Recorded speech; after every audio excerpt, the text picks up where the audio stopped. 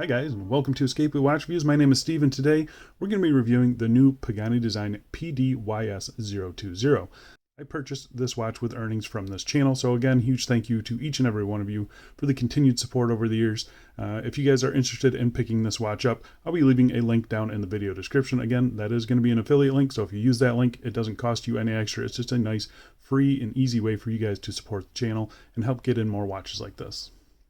The retail price for this watch is $80 US. That's before any taxes, VATs, tariffs, anything like that. But as always, Pagani Design, they are almost always on sale. And I purchased this one for right around $60 US. That's before taxes during the previous sale. The watch comes in 6 different colorways that you can see here. We have gold and silver, and all the dials have this nice vertical brushing on it. I think it looks pretty good. The watch case and bracelet are made of 316L stainless steel. It has a sapphire crystal, a push-pull crown, a snap-on caseback, 100 meters of claimed water resistance, which seems a little high to me. And then the watch is powered by the Seiko VJ21 quartz movement. So this is the first Pagani Design that I've reviewed in about a year. The brand has been pretty quiet as of late, but they kind of came out of nowhere and released this ultra thin watch. You know, sure, it is a Vacheron 222 homage, but they made some changes to it where I think it kind of has its own identity. The bracelet is the big one.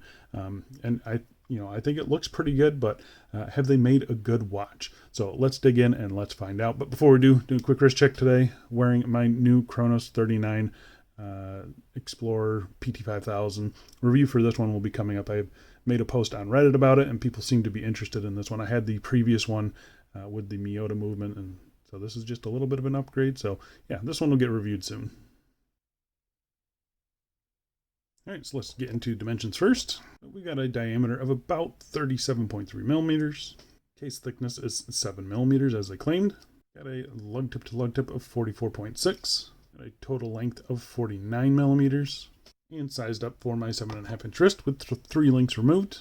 It weighs 103 grams. So I think the size on this watch is great. 37 millimeter integrated sports watches, they feel just right to me. Anything bigger than that seems a little bit big, and that's mostly because the bracelet is so wide. It's almost 26 millimeters right here.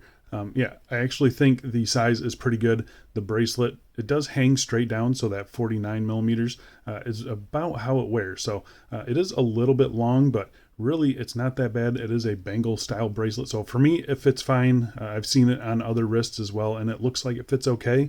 I have seen where it doesn't fit well, so do your research, and especially on Reddit, there's some good posts on there about this watch. So yeah, something to consider. I like the way that it wears. I think it wears fine, so I'm going to go outside right now and throw it on my wrist for you.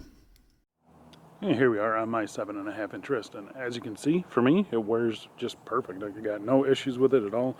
Kind of hugs the wrist nicely as well. Really, really slim profile, as you can see there.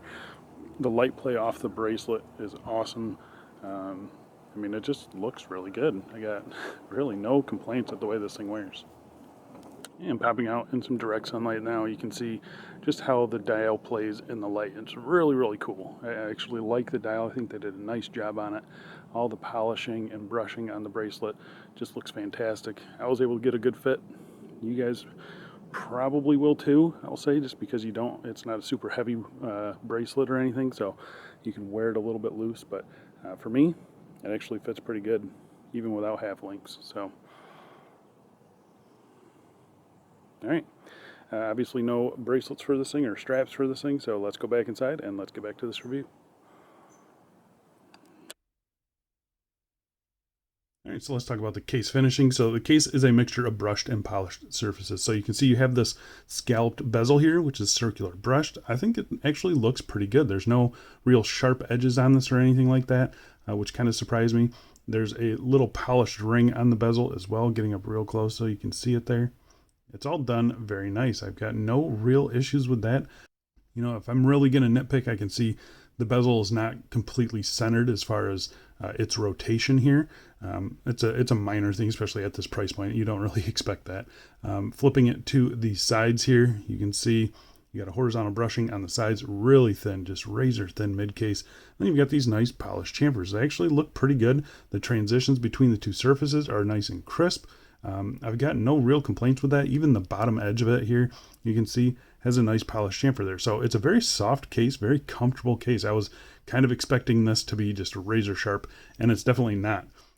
Flipping it over to the crown side here, you can see I have a push-pull crown, a good size. It's pretty small, but I think it works with this case. It is signed there with the Pagani shield, and again, just nicely done. I was overall pleasantly surprised with the case finishing on this watch. I think they actually did a pretty darn good job, and even the case back on it is pretty nice. It's just a snap-on case back, but this engraving is nice and smooth. The actual edges of the case back there are nice and smooth, so it's been a very comfortable watch to wear, and that's kind of something that actually surprised me when I got this watch. I expected it to be really sharp, especially on this bottom edge, but they did a good job, kind of rounding that off. This bottom edge right here on the lug, it's a little bit sharp, but really you don't notice that at all. So I think that actually the case finishing on the watch is actually done pretty well.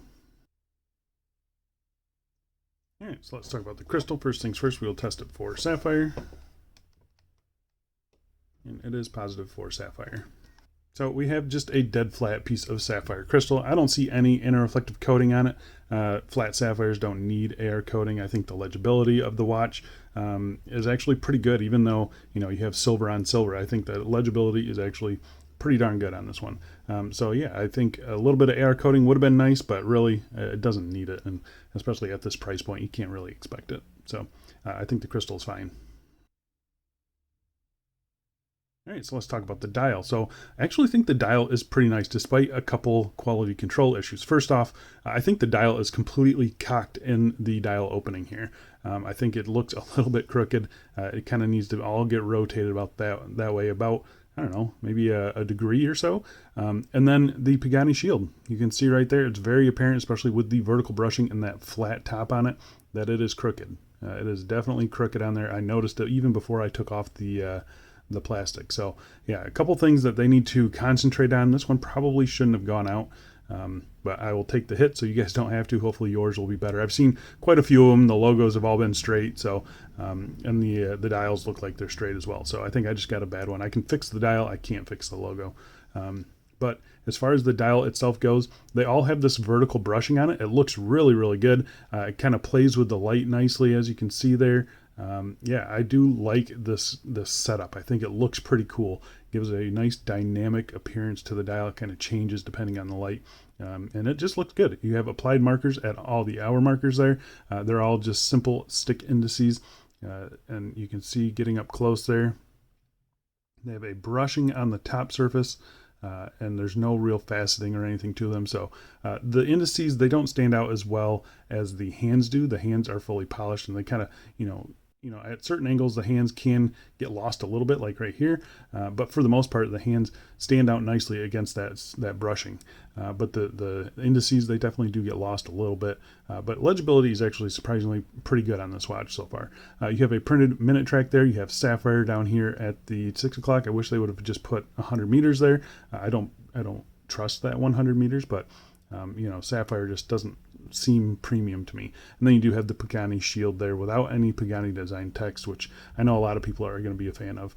The handset that they chose, it's a good length, very simple handset. It's not faceted or anything like that, but I think it looks pretty good. You can see the second hand pretty much hitting the markers. I mean, about as good as you can get on this watch. There's certain times there's a little bit of slop in the hand, I guess. So depending on whether it's fighting gravity or, working with gravity, it can be off a little bit, like you can see there. So just something to note, but I think they did an actual pretty good job on it. In typical Pagani fashion, the lume on this watch is terrible. I'm going to pop it up against a couple other watches. You can see it here. It actually does better than the Dan Henry, which is, surprising how bad that watch is. But yeah, this one is actually pretty good right off the bat, but fades immediately. This was a pretty short time lapse, and it's already gone. So yeah, after a couple minutes, it's just not visible at all. So don't rely on this watch for the lume. All right, so let's talk about the movement inside. So the movement is the Seiko VJ21 quartz movement. It's a very nice and accurate movement. Plus or minus 15 seconds per month is the stated accuracy. It's obviously going to be a lot more accurate than that one. It uses a Renetta R364 battery. Its battery life is 36 months. It's just a 3-hand movement without a date, so you don't have ghost date position. It's just a simple 3-hander, and I mean, it's very, very slim, and that's how they're able to get the thickness down to 7 millimeters. So I think it was a good choice to go with this one. Whether you like the ticking second hand or not, that's up to you. It doesn't really bother me anymore like it used to. So yeah, I'm kind of gotten used to it. And but the movement itself, it's great. I've got no issues with it at all. It's operated by this 3 o'clock push-pull crown. You just pull it out right to the time setting position, and this is where you set your time. Everything feels very nice. There's not a whole lot of slop in it at all. So in the hands, they don't jump when you set the time. So you're able to get a pretty accurate time reading on it. It's got a good resistance to the crown too. So really, I've got no complaints with the movement. They picked a good one for this watch. All right, let's get to the bracelet. This is kind of the big point with these watches, these cheaper integrated bracelet watches. The bracelet can make or break. And for me personally, I don't think the bracelet is a negative of the watch. It's got a little bit of a sharp edge on the bottom, and I have noticed it pulling hairs just a little bit. Sometimes you get these watches and they're constantly pulling hairs. This one, I've really only noticed it when I'm putting it on the wrist and right after I buckle it down. And then after that, it's fine. So, it hasn't been as bad as I expected it to be. It's a really interesting bracelet design, kind of have this flat link style. So it really, catches the light and plays with the light nicely. Like I mentioned earlier, it's 26 millimeters up here, and then it tapers down to 18 millimeters here at the butterfly clasp.